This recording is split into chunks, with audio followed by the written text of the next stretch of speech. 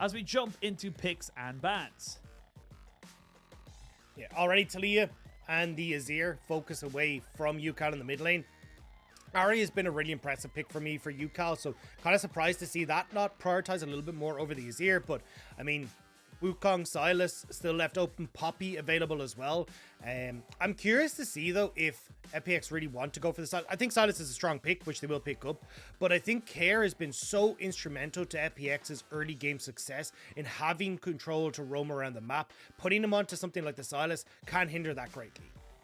Yeah, I think the big thing now is that the Sylas being locked in, especially when you've got something like the Gnar coming out on the side of TT for Hoya, means that you have got arguably the best ultimate available to you here on the Sylas. It's just so good. Summit has not played it, but I'm pretty sure Summit plays the Sylas counter matchup into the Gnar top side.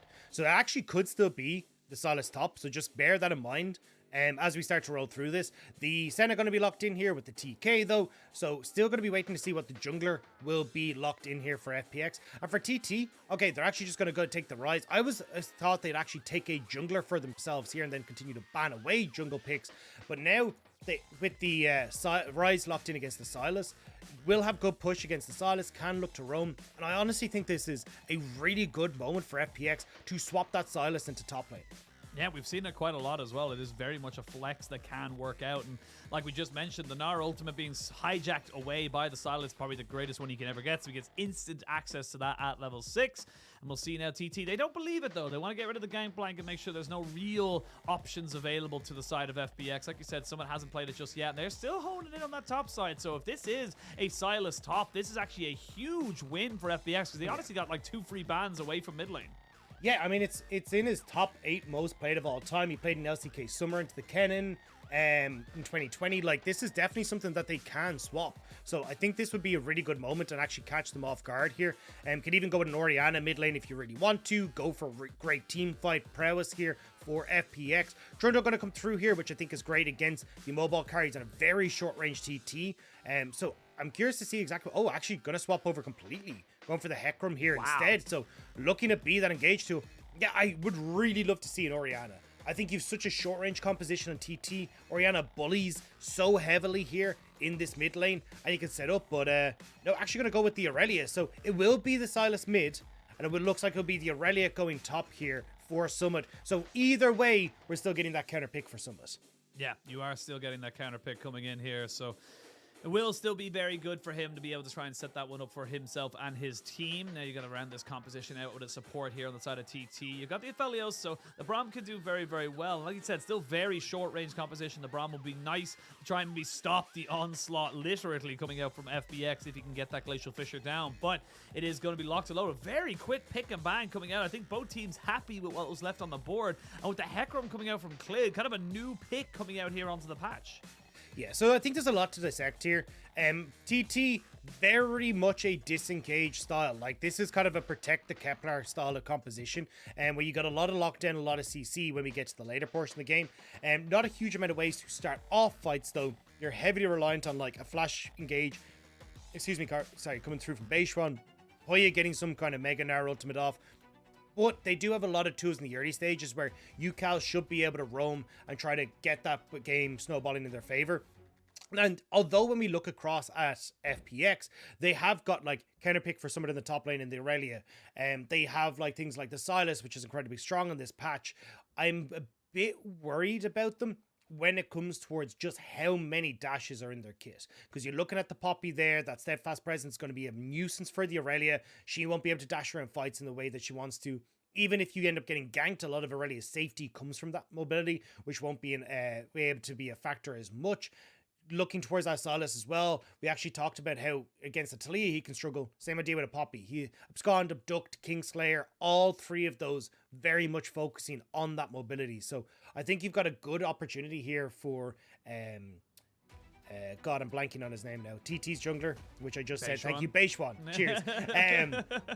For Beishuan to actually be a real pain in the side of FPX. Yeah, I think the Poppy does exceptionally well at just kind of really stopping a lot of what FPX want to try and do. We'll wait and see how it all ends up kind of panning out. I am curious to see what the Rise can do as well, but we are going to jump onto the Rift It is going to be game 1 of this best of 3 between FPX and TT. Remember, it's his big playoff implications. TT down in 11, sitting on 4 and 6. Very, very difficult for them to try and make this something work if they go up to 4 and 7. But on the other side of that, FPX 5 and 6, not exactly a million miles away from the Thunder Talk Gaming team. And honestly, I feel like both teams are going to be scrapping it out for any kind of an advantage as we finally do jump onto the Rift. The big question, though, is how we start to see these teams interact. We already kind of touched on the fact that Care has been... Oh, actually, hang on, might get some action here. A little bit of action. Remember, Braum has the best, probably arguably the best level 1 of anyone in the league. But we will see the ward being taken out immediately. Didn't even have to use a sweeper for that, but... Yeah, TT trying to utilize that power for themselves. But like I said, the biggest question coming in for you, it's going to be how these junglers kind of interact. And honestly, for me, it's going to be about how we see Care kind of move around the map. Because we were talking a little bit in our own little time in rehearsal, and you were saying that Care, the way he moves around the map, even just to create these little small pockets of fog of war to create advantages for him and his team, is honestly incredible to watch. It's really interesting, but unfortunately, I feel like with this matchup, it becomes very difficult for him to achieve. You will get pushed in consistently by UCal on this rise. It actually is a real difficult matchup for Care. And a lot relies on trying to counteract the ultimate. So if UCal goes bot, you take his ultimate and go top. It's about trying to cross map in this, where you can actually shove in the wave as the Sylas. Now, when you get to, the mid game, that's where Sylas can offer a little bit more in team fights. But certainly in this laning phase, it will be incredibly tough for FPX to rely on Care in the manner that they have, especially when you look at LWX and Hung already taking these rough trades in the bottom side. Yeah, it's kind of how it's supposed to go. You don't really have that much. We saw it in the last game in our last series where the Xena and Tam Kench is fine post level 6, but pre level 6 you will just fall down about 20 CS or so. It is just par for the course.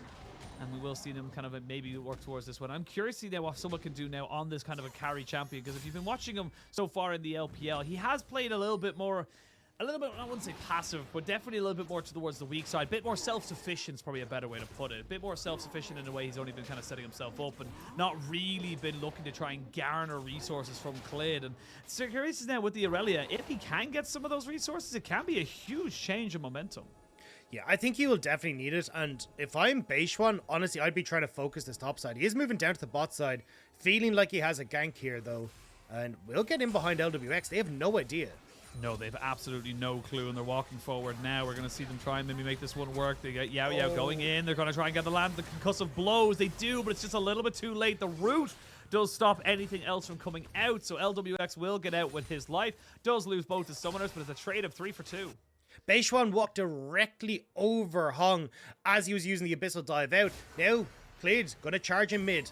Yeah, they're going to look for him here. They're going to be able to land him with the Scondum Duck. They're getting a hell of a lot of damage. The flash over the side means that he will be able to keep himself alive. And Clid making some early game plays now on this Hecarim. And honestly, the power you have with this champion, people kind of forget that devastating charge is, in fact, devastating. Especially when you use the Ghost. This is why old school Hecarim, when we saw him a lot, this was something you had to keep an eye out for. Level 4, running in towards the mid lane to just cause so many issues for these control mages. And now Hoya. Oh, Hoya, he needs to be so careful. That's just a bit of a mistake, but a fantastic capitalization from Summit, who's already starting to become that self-sufficient top laner that I was talking about. And this is where you got to try and look at how TT can shut this one down, because this is why I was saying I wanted to see Day1 playing up towards the top side. You had push from UCal, opportunity to set up a wave crash where you rotate up with Hoya, 3-man dive onto top side, sets him up behind. Even if it's not a case of you get the kill, just being able to put some up behind is so key, because as you can see, the second he gets any sort of advantage, Summit has been fantastic at pushing those leads. And now, with the kill, and also with the Vamp Scepter, it's going to be so much more difficult to try and keep this guy in check. Yeah, the Vamp Scepter is huge. Not only that, Hoya didn't have enough to pick up the steel-plated toe cap, so he's not really in a position to be able to take this one. But here we go, a nice little hit there with the Flawless Duet, and it's just basically simple elementary from there. Yeah, and I mean, unfortunate for Hoya, where you end up with the Q and the auto coming through right before he can fill his Narbar. Maybe that could have been the difference maker in keeping his life, but now Summit again landing these flawless duets so consistently. And again, this is where it gets a little bit worrisome for Day1, because you would like to be able to gank someone up on this top side, but without having information where Clid is, you can see with the pings going down, they don't want to go for this. Maybe they reconsider as they spot Hecarim onto his Raptors, though. Yeah, they know that he's there, but at the same time, it's very difficult to remember, because remember, Hoya lost his flash. Summit didn't, so Summit still has that protection tool available to him. So we'll see how that top lane ends up going. And honestly, for Day1, going up against his old organization, Day1 was behind the likes of Tien and even Bo back in 2021. Moved on to TT, has found himself a home here, really is starting to work well with the likes of UCal and Hoya, but coming against a very new, revitalized FPX, who honestly are, not even honestly, they are a completely different team, except for LWX in the bot lane.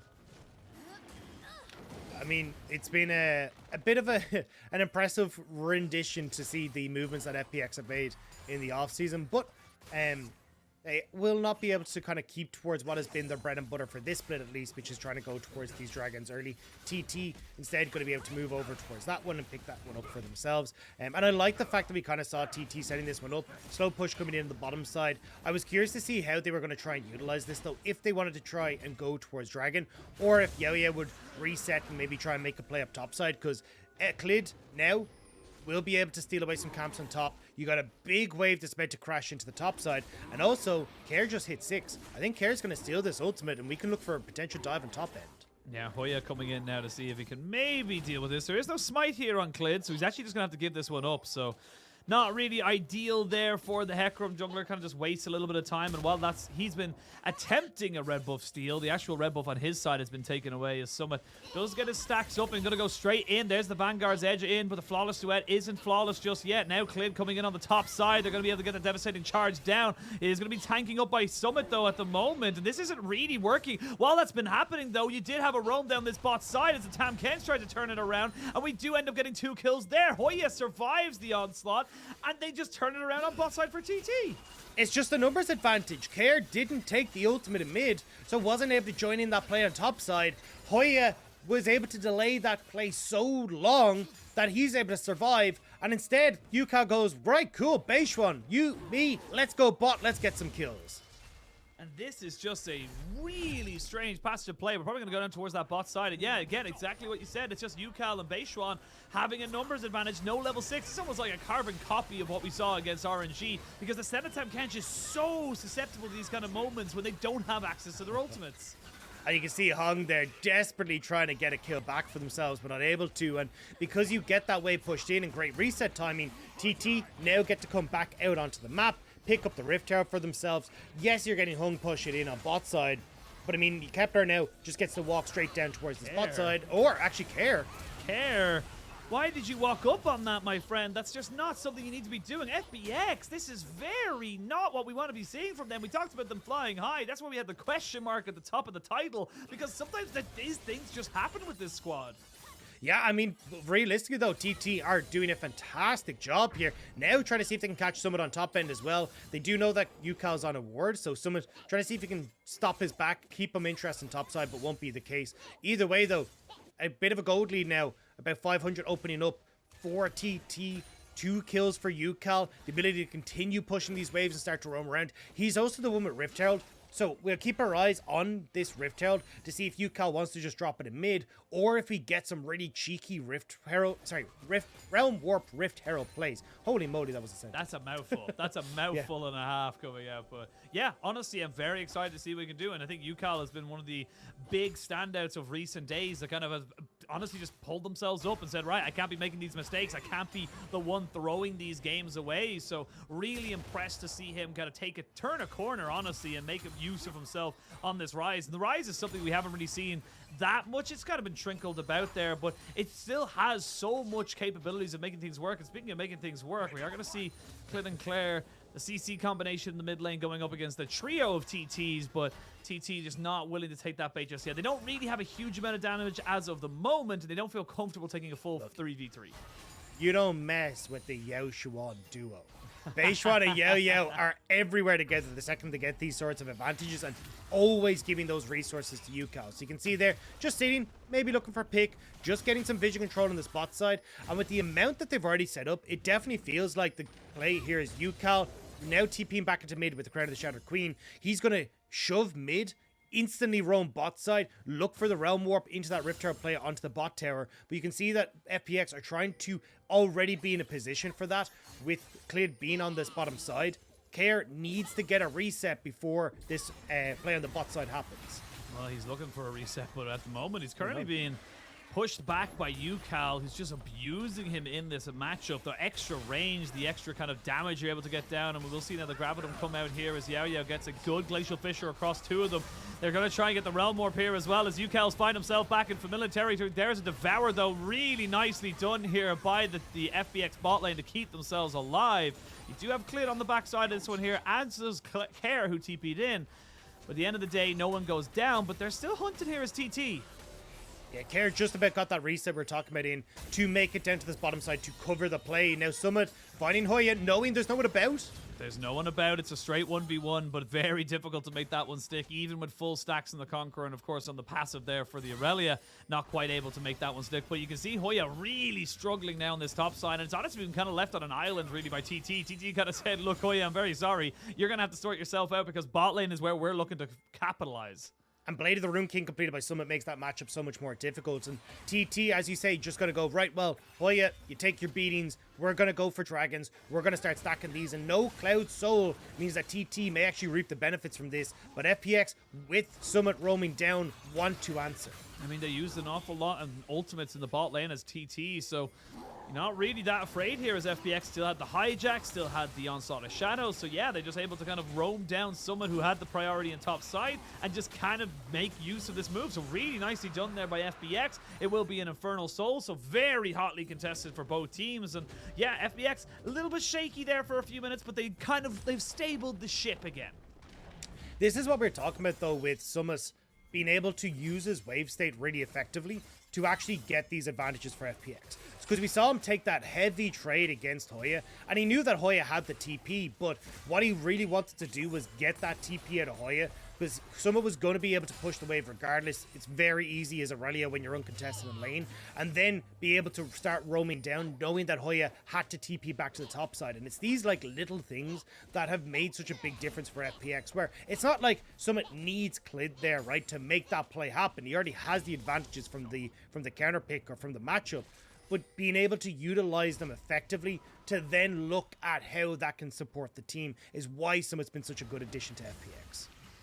Look at the map, everyone's on a bit of a, kind of a rift-wide reset, as you would say. Crown of the Shattered Queen picked up for UCal, so recognizing there is an awful lot of burst available between the Hecarim and the Silas in that mid lane kind of combination, so doesn't want to get caught out by that. Blade of the Ruined King has been finished up here for Summit, as we do see the Umbral Glaive as well for LWX. So FPX on a pretty decent power spike, and Hoya, he's going to get locked up here by the Flawless Duet. He will get into Mega Gnar, and you can see Summit very aware of that. Doesn't want to go too far underneath the tower, but this matchup's becoming unplayable here for the Gnar.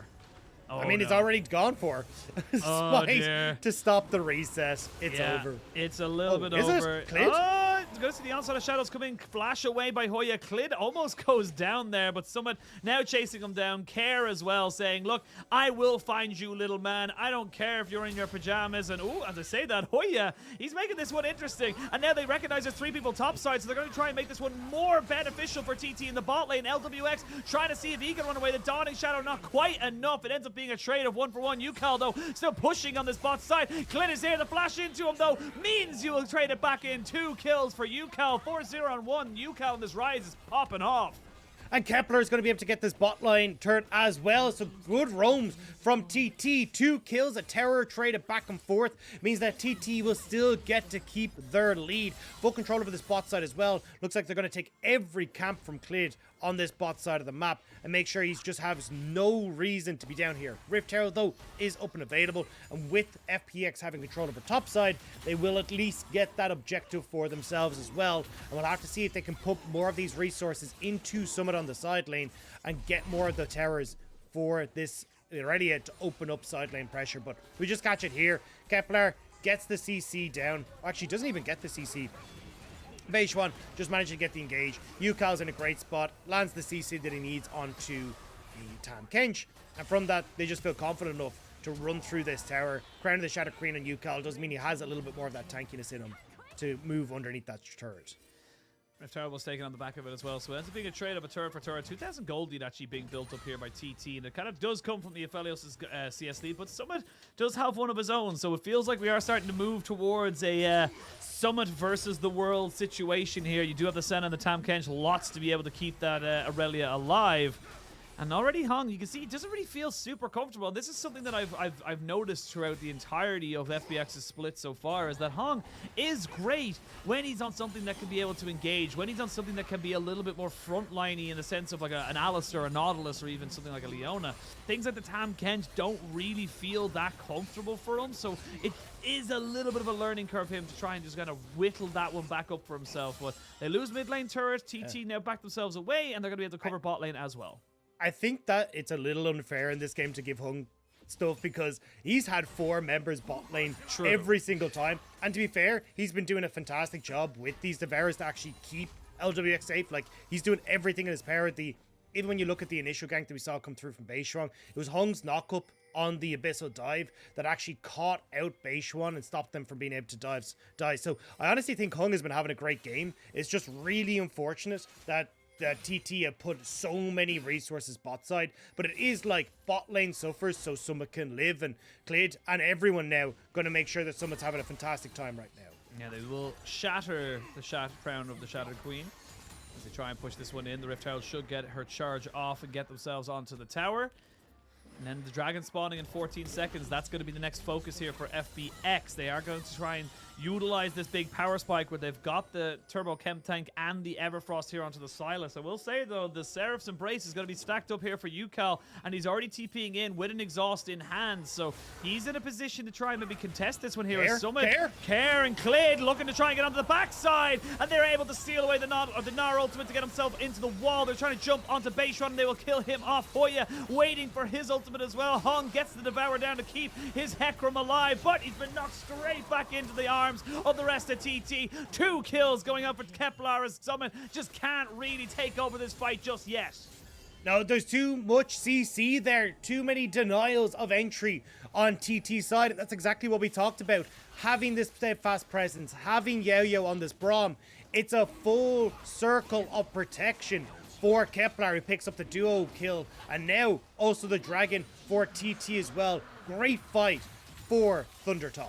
Oh, and Kepler wants a solo, but the minion walks right in front of him. They will have Summit coming in here, immediately exhausted, double flawless duet, so he gets a 2-for on that one. The Rise ultimate has been stolen by Care. And Care just having to walk away from that one there, but you can see the carries of TT, Kepler and UCal, 3-0-3 and 4-0-3 respectfully. They are just huge in these fights. And this was a great engage from Care here. But with Kepler flashing over the wall, he's now out to safety.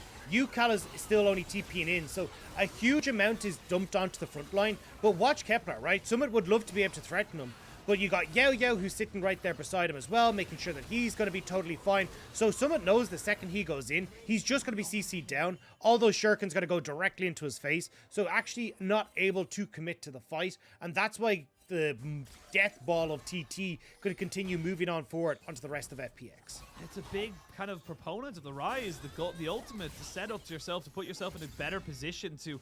He was bot lane, all of a sudden he's right beside Kepler, so very difficult for FPX to really go for something there. 2,500 gold lead, going to sneak itself up to about 3,000. They are going to try and maybe punish Hoya here.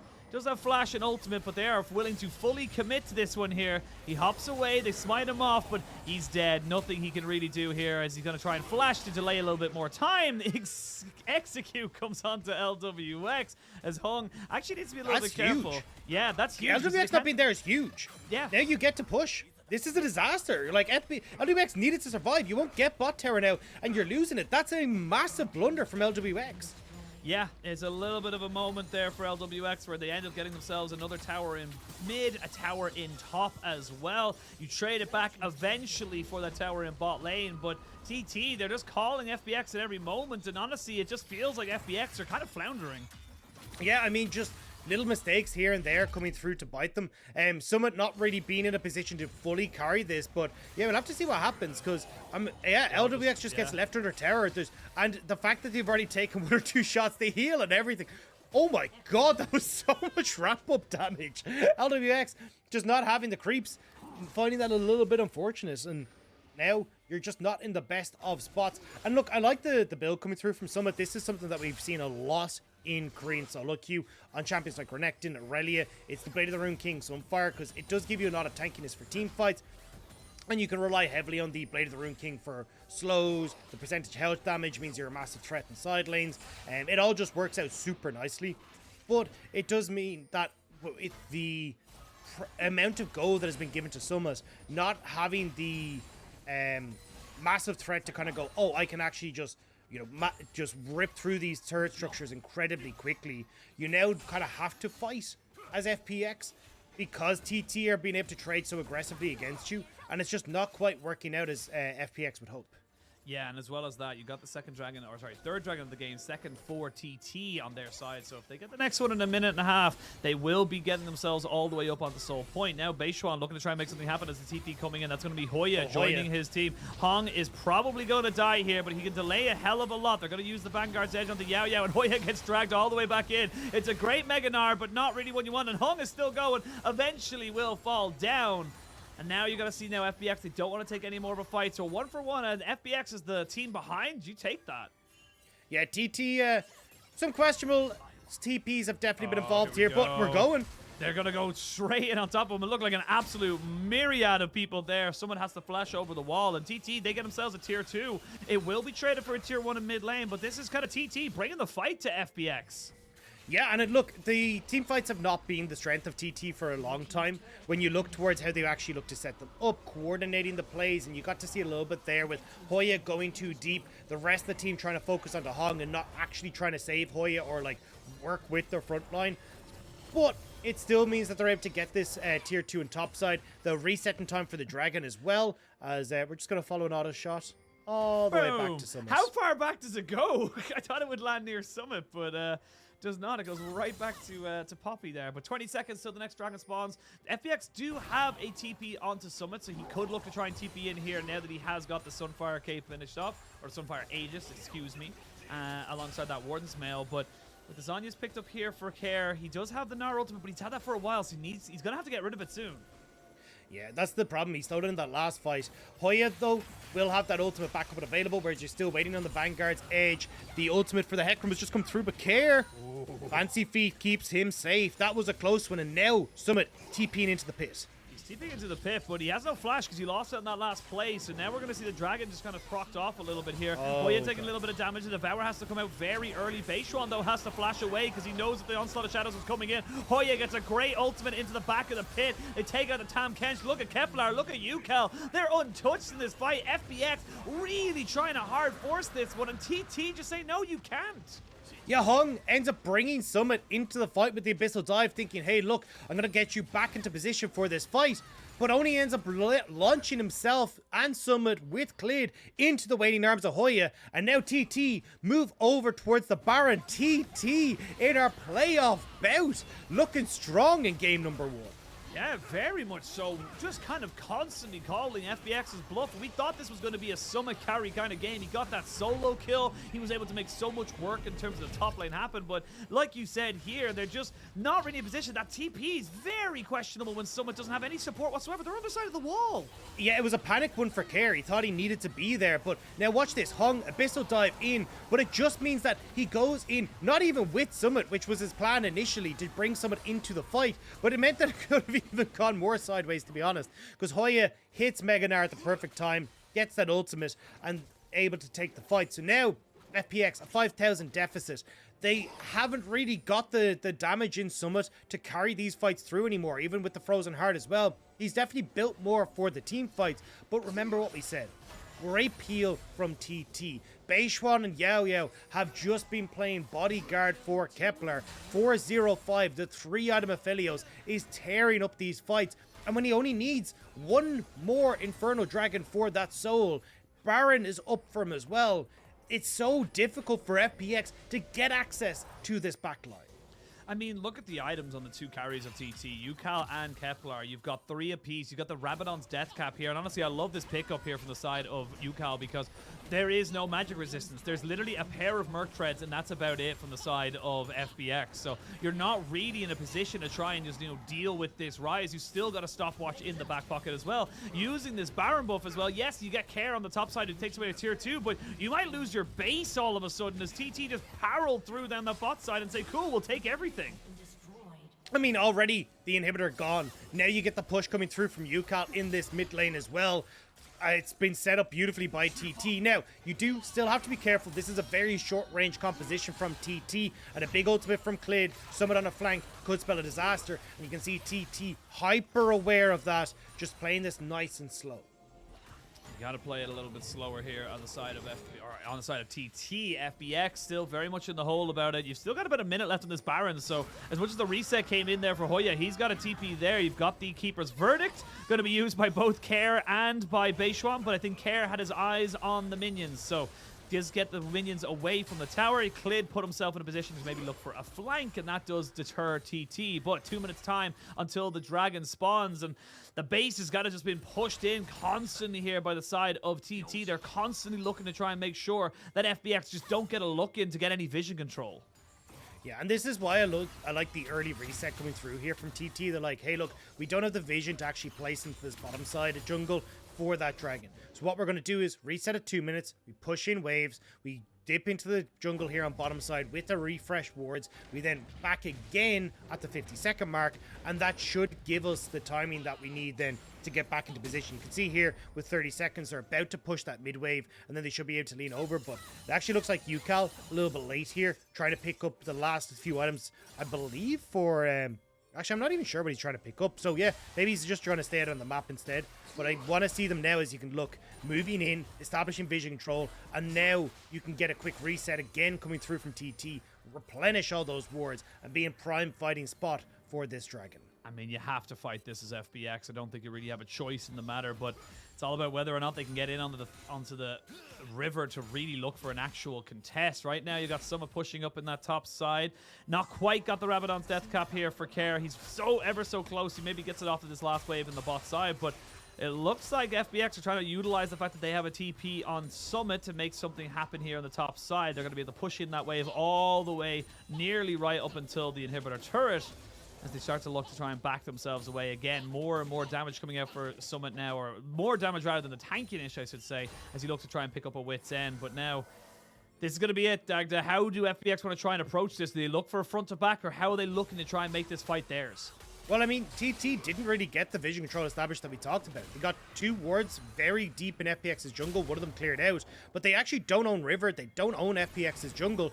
And Beishuan moved fully up into that top side. So they now are only establishing their control over river. So this actually gives FPX a fighting chance here. But it does need to be a great flank from Care, as you can see him positioned on the side with that Gnar ultimate.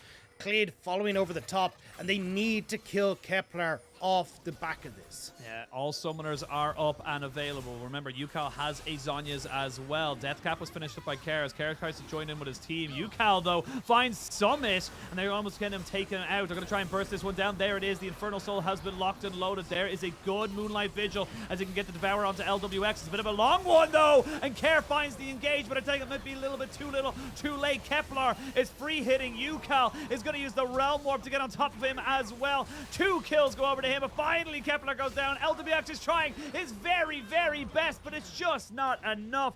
TT just called the fight. They got the dragon and FPX. They could not hold the water. They weren't able to get in position to fight them, and TT strike first in game number 1 of the series. The teleports come through, the damage is there, and just like that, TT will secure themselves game 1. Game 1 of this best of 3, and again, we talked about how important it is to get this win. You can see Hung trying to just kill off the minions with his Frostfire Gauntlet, just delay for as long as he possibly can. He's doing a pretty decent job, but he finally does go down. I don't know, it's going to be close. Yeah, I mean, Care and LWX are up. I think you don't have the damage here, so Hung might have done it. They'll get 1 Nexus tap. Wow. But FPX will hold on. Hero Hung there will keep FPX in this game, but you can already look at where TT are aiming. Baron is up. You are down a support here with Hung dead. And that feels like it's going to be the nail in the coffin. But Beishuan does end up missing the ultimate, which is why FPX decide to go so ham. But a separation here on FPX's side. Great engage here from Care, but watch Hoya.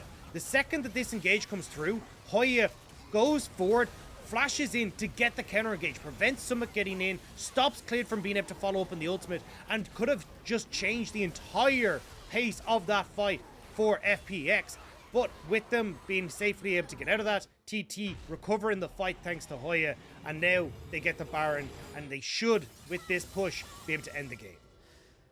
Should be able to end the game, but we've seen some interesting moves from a lot of different LPL teams of all levels and standards. But the Baron has been locked in. They, of course, have the Infernal Soul from that last fight as well. And now we're starting to hit pretty much full items coming out for both teams. Both the AD Carrios waiting for the kind of fourth item. You're nearly on the Banshees here for you, Cal, who's just been absolutely exceptional. 5-0 and 10, 100% kill participation throughout the entirety of the game. Really has been just exemplary here for the side of TT. And for FPX, honestly, it's a rough one. I feel like they just weren't really able to make the things happen. You can see it was very small little errors like LWX dying to that bot lane dive, not quite able to get the kill onto Hoya when they went for that top lane dive, and it just never really came about. I will say they still have options available to them if they can find picks, but already Beishuan kind of roaming around like he doesn't want to get picked off anyway. Yeah, I think for FPX, I'm just not a big fan of trying to play topside carry in this meta at the moment, just because it feels like there's so many ways to deny you team fight access, and you can see it, especially with the Poppy and everything like that. I just don't know if it was the best way to try and play the game. Now, though, TT reaping the benefits of those advantages they got bot side, as Hoya goes on to Clid. They're going to Clid, and Clid is probably going to die here right now. The Devourer comes out. We can see Summit trying to go into the backside, but he's already dealing with the Gnar. He's not really getting in a position to try and do this fight, though. Kepler gets cleared up, though, but it's just not enough. You can see Summit doing so much, but it's all onto the tanks. He eventually takes down Beishuan in a 1v4 situation. I still don't think Summit can do it, because while that's been happening, you can see that Kepler is just ending the game. Kepler is done with this one here. He wants to secure the win, and TT will go 1-0 up in the series. Great play coming through from TT. I mean, Rise, fantastic answer to Silas. You instantly get a ton of these plays moving down bot side for you. Beishuan, just like storming out of the room. When you gotta like, go, you gotta go. Who do you think you are, FPX? You get rid of me? But yeah, I mean, TT, I think honestly just